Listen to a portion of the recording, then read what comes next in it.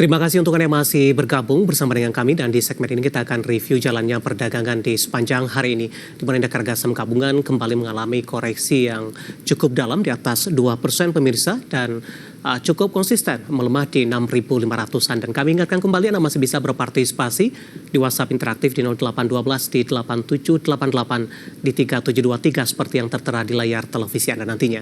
Dan saat ini kami sudah terhubung melalui Zoom bersama dengan Bapak Philip Jeremy selaku Financial Educator dan Technical Analis Sukor Sekuritas. Kita akan langsung sapa saja. Pak Philip, selamat sore. Apa kabar Pak Philip?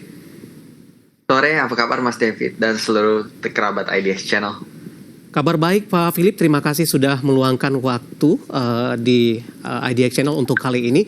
Tapi dari kabar indeks harga saham gabungan dalam beberapa hari terakhir ini kurang baik sepertinya Pak Philip, di mana hari ini melanjutkan koreksi di atas 2%, namun level support 6.500-an tampaknya masih mampu bertahan sampai sejauh ini. Analisis teknikal Anda? Ya, kalau saya melihat ya dari penurunan IHSG, sebenarnya saya itu expect area level supportnya itu di 6.550 ya, mungkin 6.540 itu udah benar-benar batas terakhir. Namun kita perhatikan memang deras sekali ya volume penurunan dari IHSG. Dengan demikian ada perubahan mungkin ya di sekitar area level support. Kemungkinan ini benar-benar mungkin bisa dikatakan benteng terakhir ya kalau kita lihat ya, itu di 6.480 ya, akan cukup krusial area level tersebut 6.480 karena memang kalau turun lagi di bawah 6.480 ini kemungkinan besar akan menuju di bawah area 6.400, di mana area 6.400 itu terakhir kita sentuh area level tersebut adalah ketika IHSG baru saja koreksi dari area level COVID gitu ya. Jadi itu memang cukup perlu diwaspadai. Ini memang cukup deras dan agak unexpected juga ya kalau saya sih ya, penurunannya akan sedalam ini.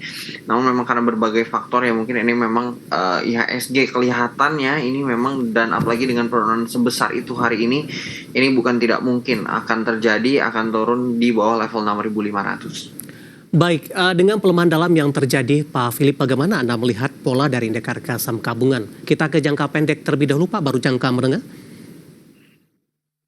Ya, kalau dari jangka pendek sih udah jelas ya bahwa ini memang satu, kita sangat downtrend ya. IHSG ini memang udah downtrend, pembentukannya memang udah dari bisa dikatakan downtrend itu dari bulan Oktober tahun lalu gitu. Ya, nah memang tapi kalau kita perhatikan dari jangka menengah pun memang menunjukkan IHSG itu memang sangat downtrend gitu ya. Jadi baik chart jangka pendek maupun jangka menengah kita memperhatikan IHSG ini memang downtrendnya cukup signifikan gitu ya, luar biasa dia penurunannya gitu. Jadi memang ini area-area yang krusial untuk breakout itu mungkin kita baru bisa positif ketika breakout dari atas 6.750. Kemudian juga dari area level 6.940 atau mendekat ke 7.000, di situ baru mungkin kita baru bisa optimis lagi nih. Cuman memang di bawah 6.500 IHSG ini memang cukup rawan koreksi seperti itu, Mas.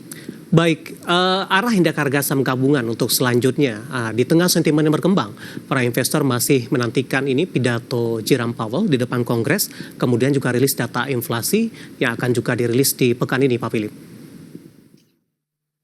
Oke, kalau kita melihat nih ya dari beberapa faktor-faktor ya, hopefully bahwa apapun yang keluar nanti itu udah price in di market gitu. Jadi kalau kita perhatikan ya, biasa kan memang buy on rumor, sell on news ya, kita perhatikan market itu kan sangat efisien ya. Jadi pergerakannya itu sudah terjadi sebelum beritanya keluar, dan ketika beritanya keluar di situ dia baru bounce back.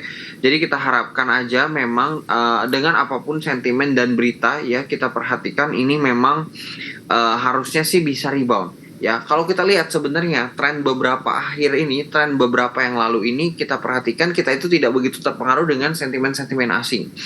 Kalau kita lihat beberapa pemberat kita udah nggak gitu sensitif sama inflation. Ya, US inflation kita udah nggak begitu sensitif, suku bunga pun kita udah nggak gitu sensitif. Ya, beberapa sentimen-sentimen terakhir kita perhatikan, bahkan ketika banking koreksi aja kita kan udah pasti koreksi marketnya. Ya, cuman kita waktu itu sempat tertahan oleh saham commodities yang menguat signifikan ketika bankingnya koreksi. Nah, kita lihat hari ini double-double. Iya. Bankingnya koreksi, kita perhatikan saham komoditasnya pun koreksi gitu. Jadi kita juga lagi apa nih saham yang bisa menopang IHSG di saat seperti ini gitu. Contohnya yang terakhir ya, karena mungkin salah satunya gagal dilirik oleh MSCI, itu juga menjadi faktor yang sangat penting dari penurunan IHSG. Jadi saya sih nggak akan terlalu concern ya mengenai berita-berita mengenai suku bunga ya, mungkin kecuali ekstrim sekali datanya, tapi kan bisa mungkin itu sudah bisa diprediksi dan bisa diantisipasi ya. Jadi hopefully lah pergerakan market ini harusnya udah mulai recover, apalagi biasanya setelah minus signifikan ini IHSG juga kelihatan ada gap di area 6.850. Baik. Hopefully kita bounce back.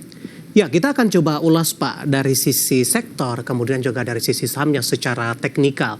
Nah, langsung saja dari sisi fundamental tadi Anda katakan gagal masuk indeks MSCI Ada Brand hari ini menjadi pemberat terbesar dari infrastruktur dan juga pemberat terbesar indeks harga saham gabungan di sepanjang perdagangan hari ini.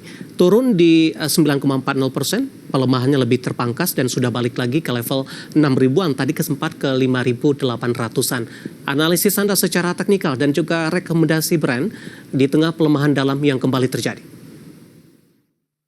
Oke, brand sendiri ya, kalau kita lihat koreksi brand itu terjadi dari harga 10.000 ya, dari harga 10.700. Jadi kan dia sempat turun sampai ke 6.000, rally ke 10.700. Sekarang dibanting lagi ke 5.900. Sebenarnya ini kalau kita secara teknikal ini di support besar sekali.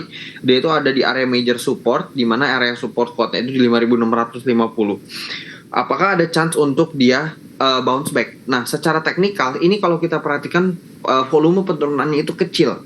Ya, volume penurunan brand beberapa hari itu tidak besar, yang menandakan ini ada potensi dia bisa jadi rebound gitu. Apalagi dia open gap juga di 8.250.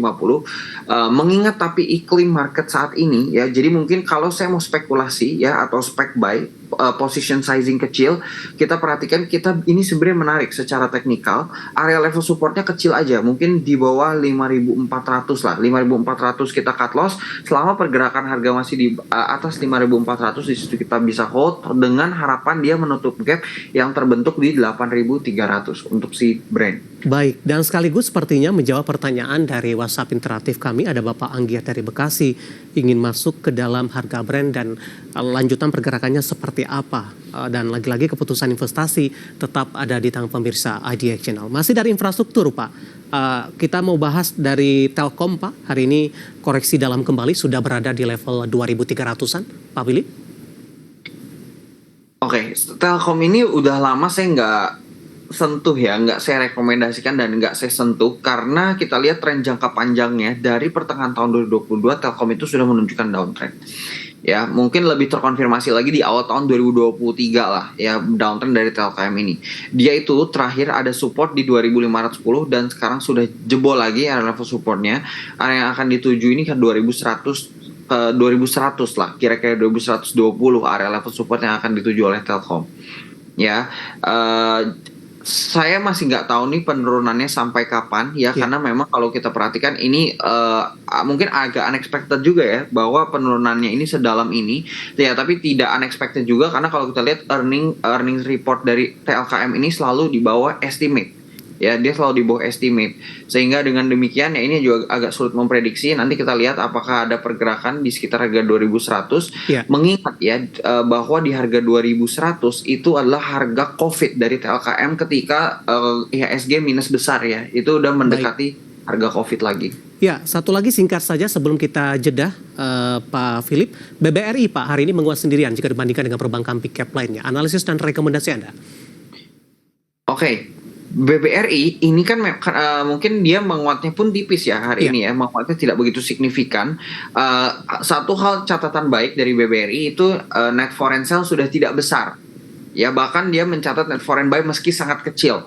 Nah, itu ada pertanda bagus lah, at least kita perhatikan BBRI udah tidak di net foreign sale menurut saya, tapi saya mungkin baru akan beli ketika dia breakout dari 4.000, mungkin dari 4.380, mungkin 4.400 untuk safe. Ya, karena dengan iklim seperti ini koreksi itu cukup umum dan akan cukup signifikan seperti Baik, itu. BBRI ditutup 1,01%, masih di 4.010, buy on breakout di level 4.380 hingga ke 4.400, dan lagi-lagi keputusan investasi tetap ada di tangan pemirsa ITA Channel. Pak Philip, kita jeda terlebih dahulu, nanti juga kita akan lihat saham-saham pilihan apa saja yang Anda rekomendasikan, dan pemirsa kami akan segera kembali sesaat lagi.